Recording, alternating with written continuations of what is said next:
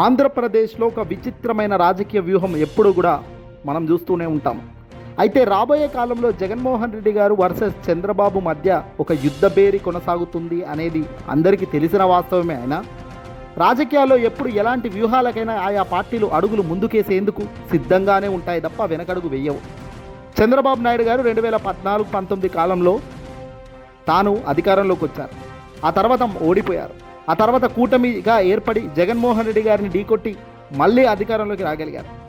అవకాశం కోసం ఎంత దాకైనా ఎటువైనా తిప్పే రకం ఒకరైతే, మరొకరు కేవలం ప్రజలను నమ్ముకొని యథావిధిగానే ఉండే స్థాయిలో ఆలోచనలు ఉంటాయి. కానీ ఇప్పుడు ఆ స్థాయిని మించి ఆలోచనలు ఏమైనా జరుగుతున్నాయా? వైఎస్ఆర్సీపీ పార్టీ అధినేత మాజీ ముఖ్యమంత్రి వైఎస్ జగన్మోహన్ రెడ్డి గారు ఇండియా కూటమి వైపు అడుగులు వేయబోతున్నారా? ఇండియా కూటమిలో తాను చేరబోతున్నారా? దీని పాసిబిలిటీస్ ఎంత? వాస్తవ కథనానికి అనుగుణంగా ఇప్పుడు చర్చిద్దాం. ముందుగా అసెంబ్లీ సమావేశాలు కొనసాగుతున్న వేళ తెలుగుదేశం పార్టీకి సంబంధించిన యనమల రామకృష్ణుడు ఓ సంచలన వ్యాఖ్యలు చేశారు. యనమల మాట్లాడుతూ వైసీపీ అధినేత మాజీ ముఖ్యమంత్రి జగన్మోహన్ రెడ్డి గారు ఇండియా కూటమికి దగ్గరయ్యే అవకాశాలు బలంగా ఉన్నాయన్నారాయన. జగన్కు ఢిల్లీ స్థాయిలో షెల్టర్ కావాలి, ఇండియా కూటమికి కూడా పార్టీలు కావాలి. జగన్ ఆ అవకాశాన్ని వదులుకునే పరిస్థితుల్లో తాను ఆలోచనలు ఉండే అవకాశం లేదని, ఖచ్చితంగా ఇండియా కూటమి కాంగ్రెస్ చేతులు మళ్ళీ జగన్ కోసం అన్వేషిస్తున్నాయి అంటూ యనమల ఇటీవల ఓ బాంబు పేల్చారు. సరే, ఇది ఈయన మాట్లాడింది కాస్త పక్కన పెడదాం. ఇటీవల రాహుల్ గాంధీ ఒక వ్యాఖ్యలు చేశారు. ఎన్నికల కమిషన్పై రాహుల్ గాంధీ సంచలన ఆటం బాంబు పేల్చేశారు. ఎన్నికల ఈవీఎంలతోనే పూర్తిగా మాయలజాలం ఉందని, ఎన్నికల్లో ఈవీఎంలు పెద్ద పాత్ర పోషిస్తున్నాయని, ఈవీఎంలలో ఎక్కడో తేడా జరుగుతుందని మా దగ్గర స్పష్టమైన ఆధారాలు ఉన్నాయంటూ వైఎస్ జగన్మోహన్ రెడ్డి గారు గతంలో చెప్పిన మాదిరిగానే రాహుల్ గాంధీ ఆధారాలతో సహా ఈరోజు ప్రకటన చేశారు. జగన్, రాహుల్ గాంధీ ఆలోచనలు చాలా దగ్గరగా కనబడుతున్నాయి. ఎన్నికల కమిషన్పై కావచ్చు, బ్యాలెట్ పేపర్ విధానం కావచ్చు, వీళ్ళందరూ కూడా ఒక కొత్త విధానానికి శ్రీకారం చుట్టేందుకు ఒక్కటై అడుగులు వేయబోతున్నట్టు తెలుస్తుంది. ఇక్కడ ఒక ప్రశ్న, జగన్ పక్క పార్టీలతో జతకట్టే మనిషి కాదు కదయ్యా, మరి ఎలా కలుస్తాడు? ఎందుకు కలుస్తాడు? ఇదే ఇప్పుడు చర్చ. జగన్మోహన్ రెడ్డి గారు ఒంటరిగా ముందుకెళ్తారా, లేదంటే ఏదైనా పార్టీతో జతకట్టుకొని అడుగులు వేస్తారా? అయితే ఇప్పుడు ఒకవేళ అడుగులు ఏ రకంగా తాను ఉంటే ఏ రకంగా ప్లస్ అవుతుంది అనేది ఇప్పుడు ఆలోచిస్తున్నట్టు తెలుస్తుంది. జగన్ కానీ ఆయన సన్నిహితులు కానీ ఇండియా కూటమిలో చేరుతామనే విషయాలను బయటకు ఎక్కడ ఇప్పటిదాకా ఒక్క మాట అనలేదు. ఎంతసేపు సింగిల్గానే అడుగులు వేస్తాము, భూస్థాపితం చేస్తాము ఈ కూటమిని అంటున్నారు తప్ప ఇండియా కూటమి హెల్ప్ తీసుకుంటామని కానీ, ఇతర పార్టీలతో జతగట్టి అడుగులు వేస్తామని కానీ జగన్ ఆలోచన లేనే లేదు. ఒకవేళ జగన్ ఏదో ఒక కూటమిలో చేరాల్సిన స్థితే వస్తే తప్పకుండా ఇండియా కూటమి వైపే తాను మొగ్గు చూపుతారో అనే ప్రయత్నం ఇప్పుడు కనబడుతుంది. అంచనాలు మాత్రం ఆంధ్రప్రదేశ్లో ఇలా కొనసాగుతున్నాయి. దాదాపు అనేక కారణాలు చెప్తున్నప్పటికీ ప్రధానంగా ఒక 5 కారణాలు మాత్రం చాలా స్పష్టంగా బయట మార్కెట్లో వినబడుతున్నాయి. ఈ వాస్తవాలు మన ముందు ఉంటే నిజంగానే ఇండియా కూటమిలో జగన్ వెళ్ళే అవకాశాలు ఉంది కదా అనే అంచనాకు ఎవరైనా వచ్చే అవకాశం ఉంటుంది. ముఖ్యంగా అసలు ఫస్ట్ కారణం, ఒక కూటమిలో జగన్ తప్పకుండా చేరాలా, లేకపోతే ఒంటరిగానే తాను ప్రయత్నం ముందుకు సాగిస్తూ పోవాలా? ఆ ప్రశ్నకు సమాధానం రాబట్టుకోవాలంటే వచ్చే ఎన్నికలు ఖచ్చితంగా జమిలీ ఎన్నికలు అని అందరు అంటున్నారు. ఒకే వన్ నేషన్ వన్ ఎలక్షన్ అనే సంస్కృతి రాబోతుంది అనే ప్రచారం అయితే జోరందుకుంది. అదే ప్రచారం నిజమైతే ఒకవేళ జమిలీ ఎన్నికలు రాకున్నా ఆంధ్రప్రదేశ్లో మాత్రం పార్లమెంట్ ఎన్నికలు, అసెంబ్లీ ఎన్నికలు కలిపే వస్తాయి. గత ఎన్నికల్లో వైసీపీ ఓడిపోవడానికి మోదీ హవా కూడా ఒక ప్రధాన కారణమని అందరూ చెప్తుంటారు.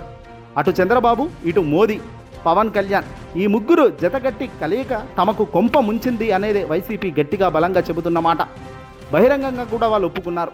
అయితే వచ్చే ఎన్నికల్లో కూడా ఈ 3 పార్టీలు మళ్ళీ కలిసి పోటీ చేసే అవకాశం ఉంది అంటున్నారు. ప్రస్తుతం ఎన్డీఏలో కూటమి సర్కార్ ఆంధ్రప్రదేశ్లో యథావిధిగా కొనసాగే అవకాశం ఉందనుకుందాం కాసేపు. మరి అప్పుడు జగన్ ఏం చేయాలి? 2 ఎన్నికలు కలిసి వస్తే తప్పక జాతీయ రాజకీయాల ప్రభావం ఖచ్చితంగా ఉంటుంది కనుక, ఈ విషయం గతంలో అనేక సార్లు రుజువైంది కనుక, జాతీయ స్థాయిలో తమ ప్రమేయం లేదు కాబట్టి పార్లమెంట్ ఎన్నికల్లో తమకు ప్రజల ఓటు వేయరు అనే భావన కూడా వైసీపీలో ఉంది. గత ఎన్నికల్లో జరిగింది కూడా అదే.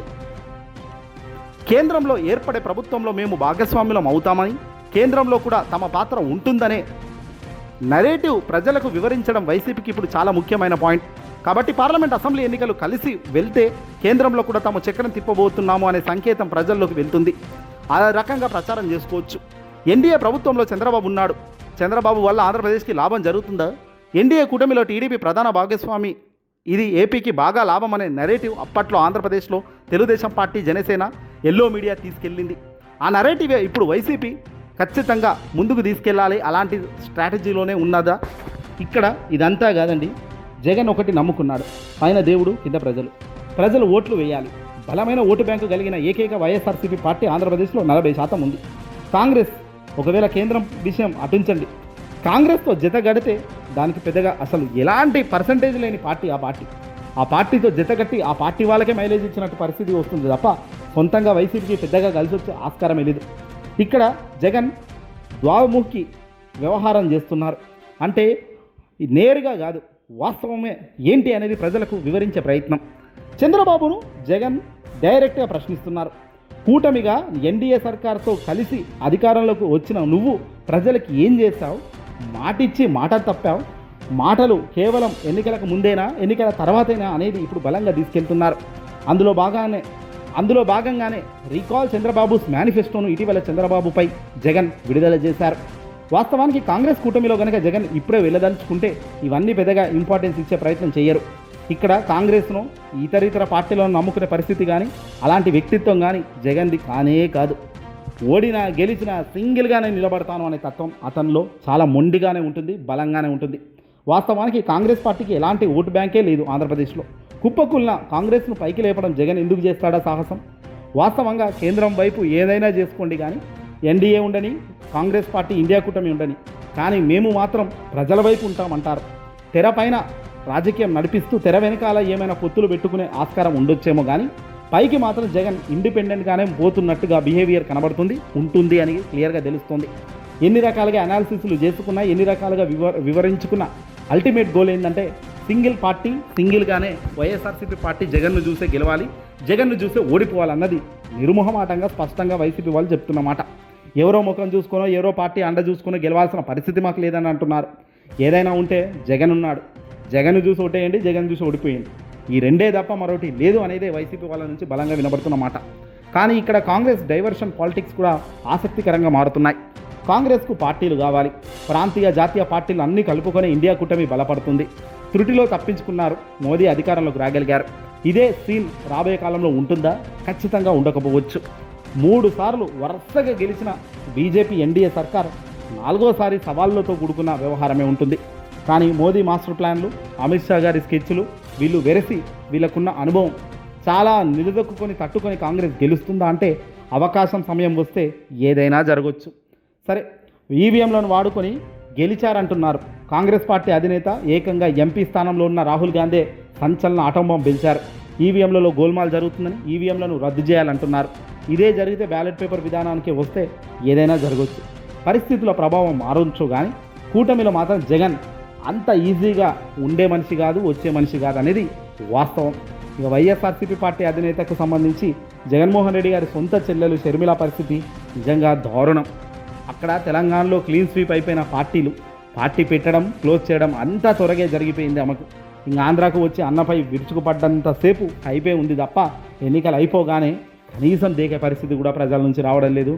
విలువలు, విశ్వసనీయత అన్న జగన్ మాటకే పలుకుబడి ఉంది తప్ప అడ్డం మాట్లాడే షర్మిలాకైతే ఇప్పటికీ పెద్ద వాల్యూ క్రియేట్ కాలేదు ప్రజల్లో.